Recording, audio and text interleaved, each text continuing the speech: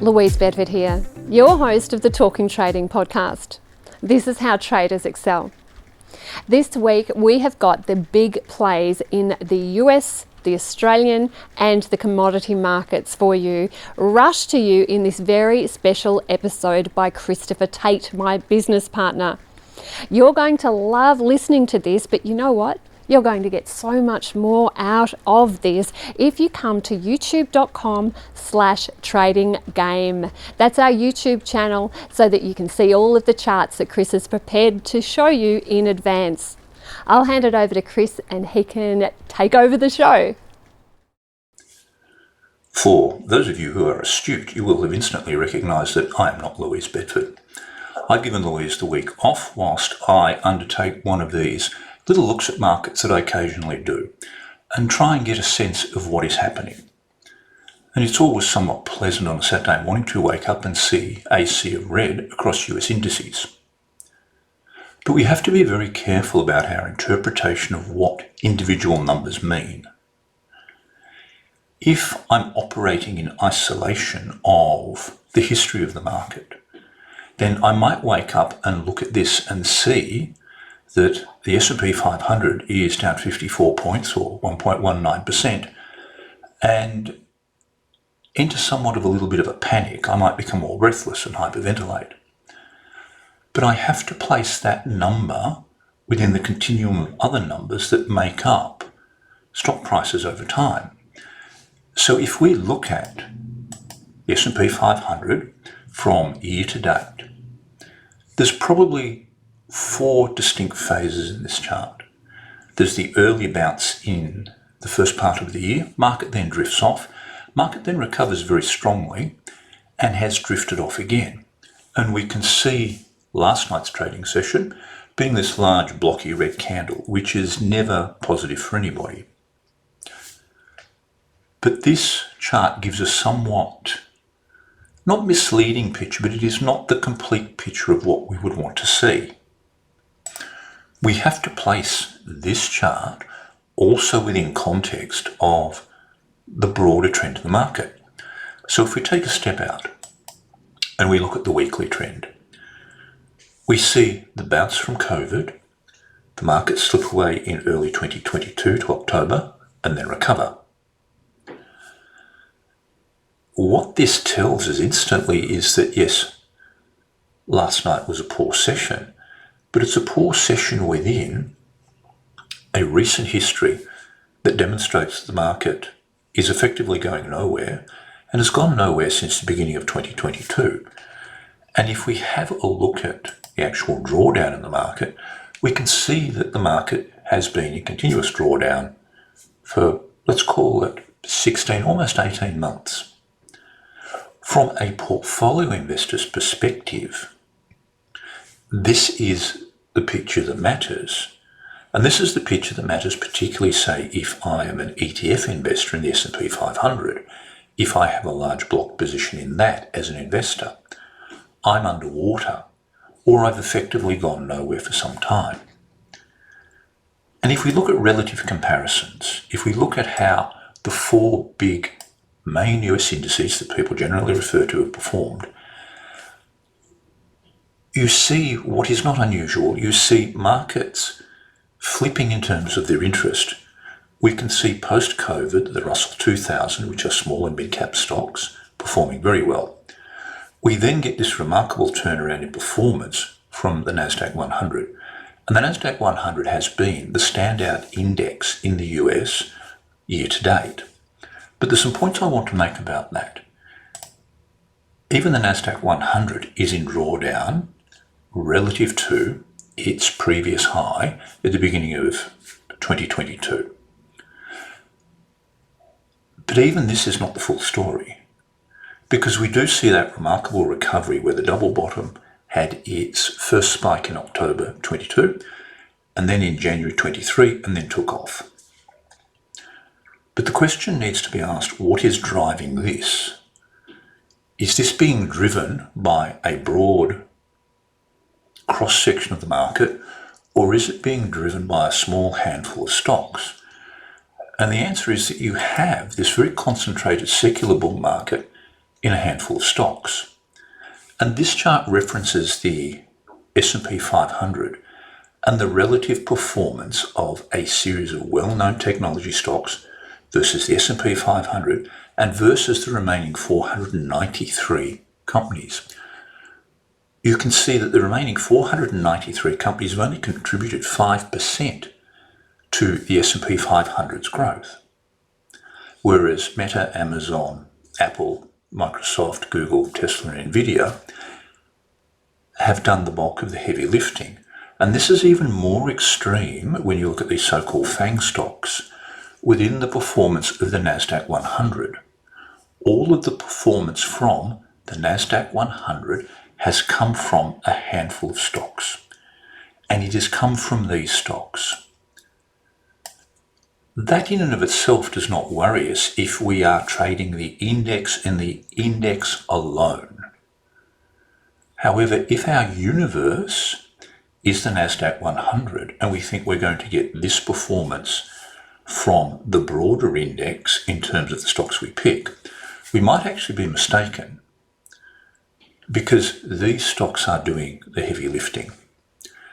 And I'm actually going to come back to this notion of right market, right time at the end, because it's important as to the way we pick stocks here in Australia, because Australia has a very small, somewhat specialised market that requires you to be somewhat circumspect in the way you deal with it. But I want to turn my attention to commodities, which is where my focus has been. And I've highlighted two here: crude oil and what they refer to as New York Harbour, which is actually heating oil. And these have been the two standouts. The energy sector has been a standout this week. In particular, if we look at crude is heading back towards $93, where it formed that double top and then fell away. And it's the first time in a year it's had any sort of performance. You can see it's had that period of congestion from the beginning of 2023 right up until this current breakout. That does have implications for stock selection here in Australia that I'll talk about in a second. But I want to diverge for a second, because the signals in heating oil and crude have already been given. And what you would be looking there for entry is some form of retracement or pause, or particularly in this notion of crude, this punch through of 93.94. That would give you a signal to go. But I want to come back to this notion of energy is a complex, so that when we look at energy, commodities, they do travel as a complex, but the odd one out is natural gas, which has been moving sideways all year. And I mention this as an opportunity simply because it gives you this opportunity to practice the notion of patience. All periods of congestion end, and the traditional interpretation is that the longer the period of congestion, the more explosive the move out of congestion. And you can see this when you look at a great many of the lithium stocks that took off in 2021 here in Australia. They had periods of congestion, sometimes out to a decade, where they went nowhere. And then they took off and they made these effectively life-changing gains for those people who got involved. And there are a few commodities that are demonstrating this pattern at present, particularly zinc and aluminium. But most importantly for me is natural gas, with this long extended period of congestion. But if we come back to this notion of, well, how does the notion of crude moving towards these relative new highs in some way, shape or form affect us? Well, if we look at domestic stocks, there's one or two that stand out. This move has not as of yet directly translated to the bulk of Australian energy-based stocks. This is Beach, which had a very strong close to the week. But more importantly, here is Karoon, and we come back to this notion of congestion. You can see that it had a strong move up through 2021, sideways for 18 months. It is now attempting to break through this Let's call it 256, 260 barrier.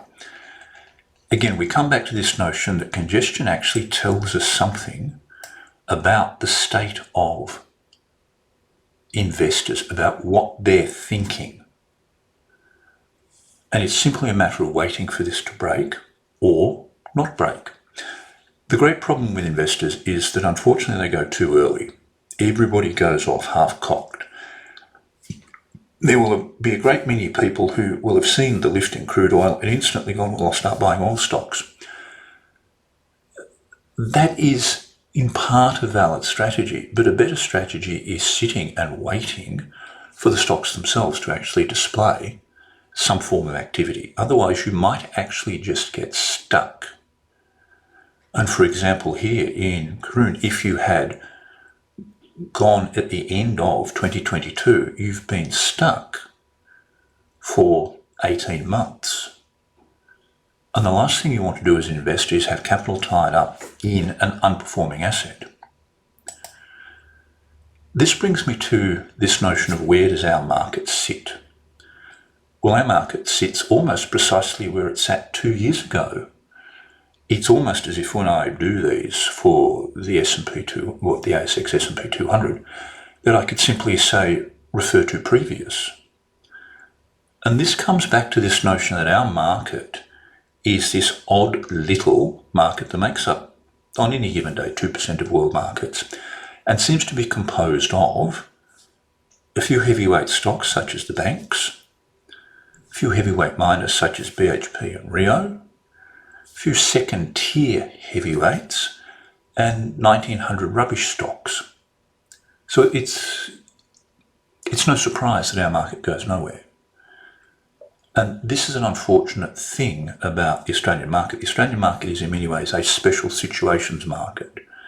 It is a market where you look for special situations such as rises in commodity prices, such as we saw with lithium 2, now almost 3 years ago, such we've seen in the past with gold.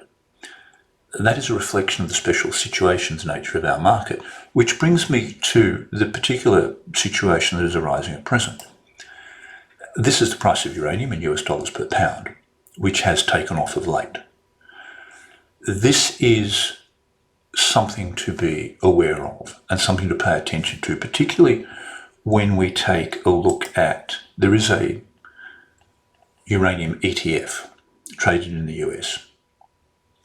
And you can see it has broken out of congestion and taken off.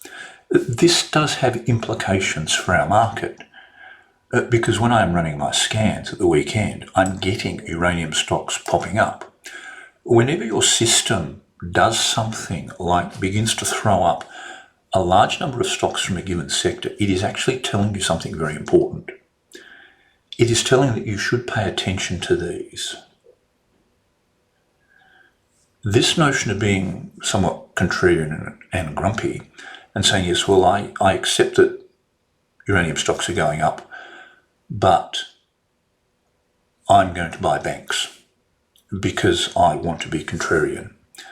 The aim of trading is to be where everybody else is because you want to be part of that pack where people are competing for instruments. The only mechanism we have for competition in markets is price. If I wish to buy something that a group of other traders want to buy, I have to pay more than they do. And so I want to be in a situation where I'm involved in an environment where that is occurring. And I generated a list of top performing uranium stocks for the past year. And you can see there's been some spectacular gains in these particular stocks. And this is before the price of uranium has started to lift over the past 2 weeks or so. But there's a problem with this list, and it's an important one to be aware of.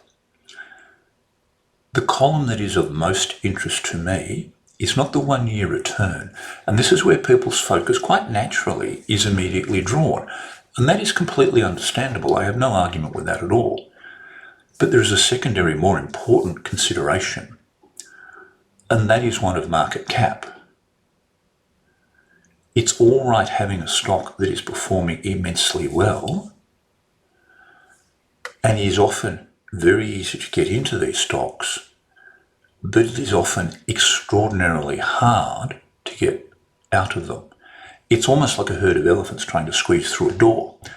So what I did was I highlighted those stocks that have a market cap above 200 million, and there are not very many of them. Your scan, your mechanism for selecting stocks, must have a liquidity filter. It must have a filter that says I will not trade stocks below a given dollar turnover over a long term, not a day, because days can be artifacts, they can be spikes that are meaningless.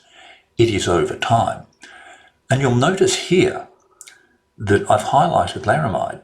Laramide's market cap is $908,000. Not $1 million, and definitely not $1 billion. For the average price of a home here in Melbourne or Sydney, you could buy every stock on the board for Laramide and just remove the company from the board. But there will be people who are trading this. So when you have a list of stocks such as these uranium stocks that are popping up for me, the thing to note is which of these can I get set in and which of these can I get out of. So the quite natural tendency is to be drawn to things like Boss, like Bannerman, like Lotus, like Silex. It's not, though, to be drawn to Rio and BHP, given their spectacular market caps. And let's say there's two reasons for this. The first is that they're part of a very diversified company. Uranium is a small part of what these companies do. So it is not the prime driver of their price. The prime driver of their price is generally institutional investment and interest that covers a wide sort of cornucopia of ideas and reasons as to why they would do that. The second is you're simply not going to get the leverage from them that would make the speculation worthwhile. And that leads me to this point that speculation must be worthwhile. Whenever we undertake an investment of any sort, we undertake this notion in risk. We are putting ourselves at risk. So when we do that, we must expect a payoff. Let's take an example from the absurd. If I am to buy something like Rio, my expectation is that given a dramatic lift in the uranium price, let's say uranium enters a new dramatic bull market, Rio will not double. Although it is conceivable that something like Boss Energy might double. Not saying it will, but in terms of the realms of possibilities and things we've seen in our market, that is a possible scenario you could entertain. You could not entertain the scenario of Rio doubling in, let's say, a quarter, 3 months. And this brings me to this broader point, and this is a comparison I did last week that looks at a series of Australian indices. So we've got the All Ordinaries, which is the one everyone refers to, mid-cap industrials, mid-cap 50 resources, small ords, small resources, S&P 50. The big standout performers in terms of outlier performance over time are the small resources and the mid-50 resources. It's not the All Ordinaries and it's not the S&P ASX 50, the blue chips. This highlights the nature of the Australian market. The Australian market is a special situations market. It is in many ways, look, I'll draw a long bow here and say it's not really an investor's market. You are not going to get, by and large, the sort of extended investment runs in our index, the major index, such as the All Ords and the ASX 200, that you might see in equivalent indices in the US. It simply doesn't happen because of the range of companies we have and the realisation that I believe it's something like a quarter of the stocks in the ASX 200 don't make a profit. which tells you a lot about the quality of the Australian market. So we come to this notion of right market, right time. This is the guiding principle of the way you should govern your investment selection. If you're a stock trader, you need to be in the right market at the right time. And for us here in Australia, this means that you will, unfortunately, whether you want to or not, have a focus on resource stocks. And the focus will be on that boom-bust cycle that our resource stocks go through. And that's just something you will have to learn to deal with. That's just the way our market functions. And to give you a notion of this right market, right time, let's again refer to the absurd. This is National Bank, and it looks at its return from July 2018. And you can see from July 2018 to beginning of 2020, it went nowhere, then collapsed. That was the COVID little event we had. It then had an excellent turnaround. So it had a drawdown of 40%, it's now up 39%. So it's had this almost 80% turnaround, which you would think is extreme. You would think that's very, very good value. But again, if we move to the point of ridiculous, this is National Bank compared to Core Lithium. Whilst National Bank was making its 80% turnaround from its drawdown to where it is now, Core Lithium put on 3,500% from its starting point in January 2019. And you can see even now, with the lithium boom having completely dissipated, as these things do, it is still up 852%. NAB is up 40. So when we're looking at something like uranium stocks, we need to be acutely aware that what we're doing is taking on a particular sort of risk. Yes, we have the specific risk of dealing with the individual stocks, but we're also taking on a very narrow form of market risk. Our risk is that we are trading analogues for a given commodity, such as uranium, for which we do not have direct access to. Uranium is not something like crude oil. It's not something like cocoa or sugar, whereby we can buy a contract as retail investors. We do have to pick up these analogues and to use those as surrogates. But in doing so, we need to be aware that when we generate a list like this, as if you are running scans this weekend, you will see a similar list. This is not definitive by any stretch of the imagination. Your scan may pick up different things. You need to be aware that these present an opportunity, and they present an opportunity that is endemic in tone to the way the Australian market operates. And whilst not wanting to say that history repeats itself, my perception of this is that you will see, if uranium continues, uranium stocks go through this boom cycle, much like lithium did, and then the interest will wane and run out. So as a closing point, the point I would make is that I don't consider this to be an investment grade portfolio. These are trading stocks. The moment you take on something like Core Lithium, you are trading stocks. You are not investing.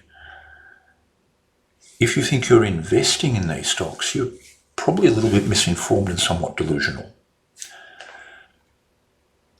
But we come back to right market, right time. And I should add an addendum to that, in that it's right market, right time, right risk management.